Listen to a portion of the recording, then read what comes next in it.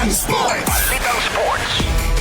Wala pa ring kupas sa edad na 39 anyos ang Los Angeles Lakers superstar na si LeBron James matapos na bitbitin ang koponan sa panalo laban sa Brooklyn Nets sa score na 116-104.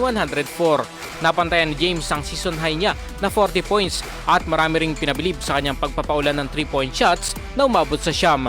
Maging ang fans ng Brooklyn ay hindi napigilang mag-cheer sa all-time scoring leader lalo na sa fourth quarter dahil sa kanyang pambihirang laro. Sa ngayon, meron ng 42 panalo ang Lakers na nasa play-in situation sa Western Conference. Sa katatapos lang din na game, tinuldukan na rin ng Dallas Mavericks ang 11 sunod-sunod na panalo ng Houston Rockets nang tambakan nila ito sa score na 125-107. Bumida naman sa panalo ng Mavs si Luka Doncic na may double-double na 47 points at 12 rebounds. Ang Filipino-American player naman na si Jalen Green ay nalimitahan naman sa opensa na meron lamang naitalang 12 puntos.